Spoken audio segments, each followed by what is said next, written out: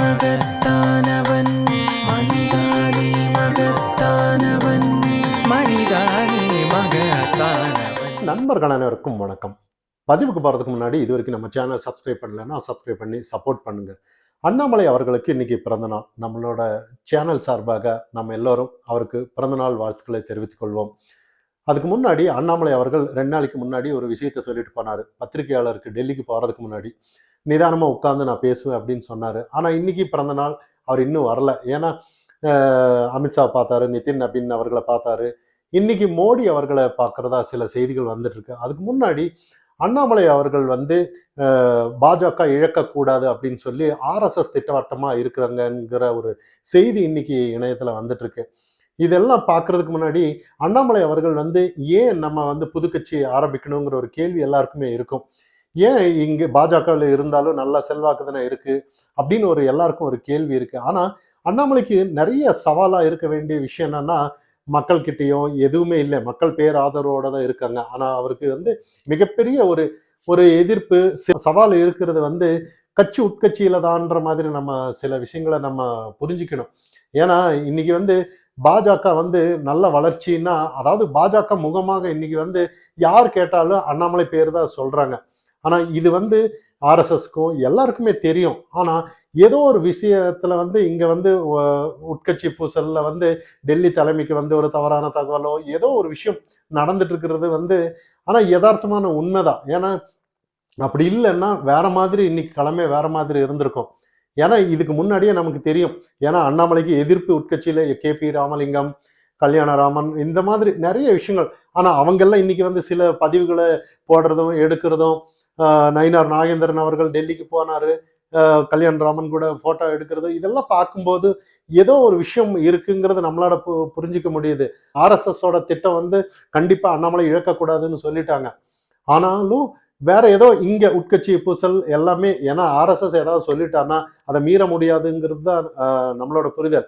ஆனா இன்னைக்கு மோடி அவர்களை சந்திச்சாலும் இல்ல, அவரு உறுதியா நான் தனி கட்சி தான் ஆரம்பிக்கணும்னு இருந்தாலும் கூட ஏதோ மத்திய பாஜக பகிச்சுக்க மாட்டாங்கிற மாதிரி தான் நம்மள. அதுக்காக தான் மோடி அவர்கள், அமித்ஷானாலும் சரி, நிதின் நபீன் அவர்களாலும் எல்லாரையும் ஒரு ஆலோசனை செய்யறதா சில செய்திகள். ஆனா திட்டவட்டமா இன்னைக்கு நயினார் நாகேந்திரன் அவர்கள் டெல்லியில இருந்து வந்ததுக்கு அப்புறம் நிறைய விஷயங்கள் ஊடகம் தான் இந்த மாதிரி சில விஷயங்கள் எல்லாம் பேசிட்டு இருக்கீங்க, எங்களுக்குள்ளார நல்லா தான் இருக்கும், பிரச்சாரத்துக்கெல்லாம் தனி ஹெலிகாப்டர் மூலியமா அவர் போனாரு, எந்த ஒரு கருத்து வேறுபாடும் இல்லைன்னு சொல்லி அவருக்கு பிறந்தநாள் வாழ்த்துக்கள் எல்லாம் சொன்னதை நம்ம இன்னைக்கு டிவில எல்லாம் நீங்க பார்த்துருப்பீங்கன்னு நினைக்கிறேன்.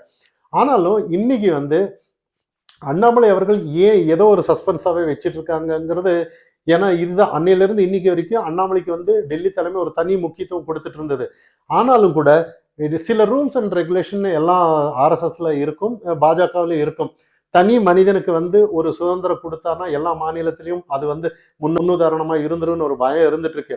ஆனாலும் அண்ணாமலை ஒரு தனி சுதந்திரம் அவருக்கான, ஏன்னா இன்னைக்கு திராவிட கட்சிகள் இன்னைக்கு யாரானாலும் சரி பாஜக காட்டி இன்னைக்கு இங்க கட்சிகள் தான் வளருமே ஒழிய பாஜக வளர விட மாட்டாங்கிறது ஒரு யதார்த்தமான ஒரு விஷயம். இன்னைக்கு நியூட்ரலா இருக்கிறவங்க ஆனாலும் சரி, யங்ஸ்டர்ஸ் அனைவருமே இன்னைக்கு அண்ணாமலை நின்னான்னா, அண்ணாமலை வந்தான்னா எங்களோட ஆதரவு அவருக்கு தான் அப்படின்ற மாதிரி சில செய்திகள். ஆனாலும் பாஜகவில் இருக்கிறதுனால எங்களுக்கு பிடிக்கலன்ற மாதிரி நிறைய இருக்கிறவங்க இருக்காங்க. ஆனா அண்ணாமலை தனித்து நின்னாலும் கூட லாபம்தான், பாஜகவில் இருந்தாலும் லாபம்தான். யாருக்கு இங்க பிரச்சனை அப்படின்னு பார்த்தான்னா, ஏதோ ஒரு மூத்த தலைவர்கள் இங்கெல்லாம் சில ஈகோ பிரச்சனை கண்டிப்பா இருக்கும். ஈகோ எல்லாமே இருக்காது. ஏன்னா அன்னிலிருந்து இன்னைக்கு வரைக்கும் ஏதோ நாங்க கட்சிக்காக இருந்தோம்னு சொன்னாலும் கூட தற்போதைய சூழ்நிலை, ஏன்னா அப்பேற்பட்ட ஈகோ இருந்த திமுகவை இன்னைக்கு ஓரத்தள்ளி இருக்காங்க, அதிமுகவே ஓரத்தள்ளி இருக்காங்க, டிவிகே இன்னைக்கு. அப்ப அவங்களுக்கெல்லாம் ஈகோவா இங்க ஒரு சீட்டு கூட வாங்காத இன்னைக்கு பாஜக மூத்த நிர்வாகிகளுக்கு வரும். இது நல்லா கவனிக்கணும். ஆனா களம் வேற இன்னைக்கு. ஏன்னா இன்னைக்கு யங்ஸ்டர்ஸ்க்கு ஏதோ ஒரு மாற்றம் வேணும்னு சொல்லி இந்த 2 திராவிட கட்சியும் மாற்று டிவிகே எடுத்துட்டு வந்தாங்க. டிவிகே இன்னைக்கு இதே திராவிட கட்சி மாதிரி இருந்தா தூக்கி எறிய ஒரு செகண்ட் ஆகாது அடுத்த ஆட்சியில. அதுவும் இன்னைக்கு யங்ஸ்டர்ஸ்க்கு கண்டிப்பா தெரிஞ்சிருக்கும். ஆனா இன்னைக்கு நிறைய விஷயங்கள் இன்னைக்கு மூத்த அமைச்சர்கள் எல்லாம் நிறைய அவங்களுக்கு ஈகோ பிரச்சனையால எப்படி இது சாத்தியம் ஆச்சு, டிவிக்கு எப்படி நம்ம வர விட்டுட்டோம்னு இன்னும் அதுக்கான சில காரணத்தை இன்னும் கண்டுபிடிக்க முடியல. திமுகவே இன்னும் கண்டுபிடிக்கல. எங்களுக்கு உண்டான தோல்வி சொல்றாங்க இன்ஸ்டாகிராம்ல நாங்க ஆக்டிவா இல்ல, இதனால தான் ஜென்சி பசங்க கிட்ட நம்ம ஆக்டிவா இல்லை, அதனால தான் இதுதான் பார்த்துட்டு இருக்காங்களே ஒழிய அவங்க ஆட்சியோட தவறோ இதெல்லாம் அவங்க வந்து எதுவுமே பொருட்படுத்தலை.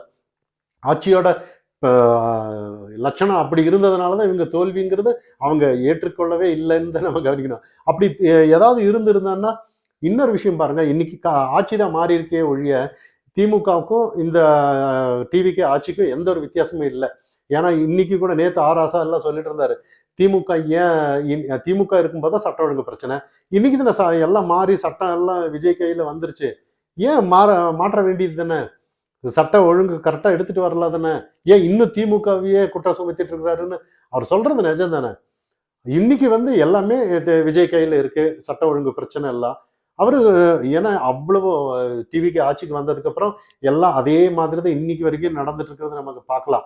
இதெல்லாம் தாண்டி வந்து அண்ணாமலை அவர்கள் வந்து டெல்லி தலைமையில வந்து இன்னைக்கு மோடி கிட்ட என்ன பேசினாலும் பாஜகவில் இருக்கிறவங்க அனைத்து யங்ஸ்டர்ஸ் ஆனாலும் சரி, மற்ற தொண்டர்கள் யாரானாலும் அண்ணாமலைக்குன்னு ஒரு தனி ஆதரவு இருக்கு. அண்ணாமலை வெளியே வந்துட்டான்னா, தனி கட்சி அந்த மாதிரி ஒரு ஆரம்பிச்சுட்டான்னா பாஜகவில் இருக்கிறவங்க எல்லாம் அங்க போயிடுவாங்கன்னு தான் நம்ம கவனிக்கணும். பாஜகவில் யாரும் இருக்க மாட்டாங்க. ஏன்னா அண்ணாமலை வேற யாரும் இல்லை, பாஜக தொண்டர்கள் வேற யாரும் இல்லைன்ற மாதிரி தான் நம்மளோட புரிதல்.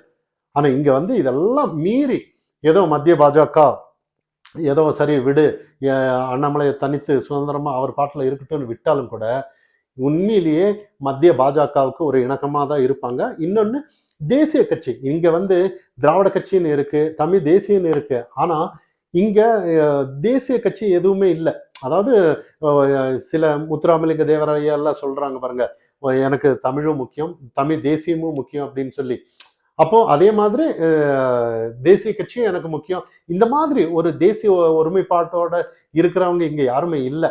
ஏன்னா இங்க வந்து திராவிட கட்சிகள் மக்களை முட்டாளாக்கி இது வரைக்கும் வேற மாதிரி பெரியார் தான் கொண்டுட்டு வந்தாங்களே ஒழிய தேசியமயமா ஒரு கட்சி இன்னும் ஸ்டார்ட் ஆகல. அது அண்ணாமலை வந்தானா நல்லா இருக்குங்கிறது தான் இன்னைக்கு நிறைய யங்ஸ்டர்ஸ்கள் புரிதலா இருக்காங்க. இளைஞர்கள் அனைவருமே உண்மையிலேயே அடுத்தது பாஜக அண்ணாமலை கொண்டு வந்தாலும் சரி, அப்படி இல்லை அண்ணாமலை தனித்து கட்சி ஆரம்பிச்சாலும் சரி, என்ன பண்ணாலும் அடுத்த ஆட்சி கண்டிப்பா மாறும். ஏன்னா அந்த அளவுக்கு அண்ணாமலை வந்துட்டான்னா அவரோட புரிதல், அவரோட புள்ளி விவரம், அவரோட அந்த எக்ஸ்பிளனேஷனு எல்லாமே வேற மாதிரி இருக்கும். மக்கள் இன்னைக்கு இருக்க டிவிக்கு ரசிகர் எல்லாமே அண்ணாமலை பக்கம் வந்துருவாங்க.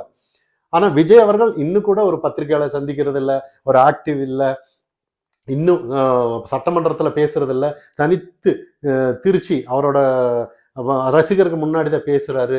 இதெல்லாம் மக்கள் கூர்ந்து கவனிச்சிட்டு இருக்காங்க. ஆனா இதெல்லாம் தாண்டி அண்ணாமலை அவர்கள் இதுக்கு மேல ஏதாவது, என்னோட புரிதல் என்னன்னா அண்ணாமலை அவர்கள் எல்லாம் தனித்து யாரும் விட மாட்டாங்க, ஆர்எஸ்எஸ் விட மாட்டாங்க, யாரும் விட மாட்டாங்க. ஏன்னா அவர் பாஜக விட்டு போயிட்டான்னா இங்க பாஜகவே இருக்காதுங்கிறத நம்மளோட புரிதல். அதனால வந்து ஏதோ ஆர்எஸ்எஸ் திட்டவட்டமா இருக்காங்க, இங்க உட்கட்சியில ஏதாவது பிரச்சனை இருந்தாலும் அவங்க ஒதுங்குவாங்கங்கிறது தான் நம்மளோட புரிதல். அப்படி இல்லைன்னா அவங்களுக்கு எதிர்காலம் இருக்காதுங்கிறது தான் யதார்த்தமான உண்மை. பார்ப்போம், பொறுத்திருந்து நாளைக்கு எல்லா விஷயத்துக்கும் ஒரு முடிவு வரும்னு எதிர்பார்ப்போம். மனிதானி மகத்தானவன், மனிதானி மகத்தானவன்.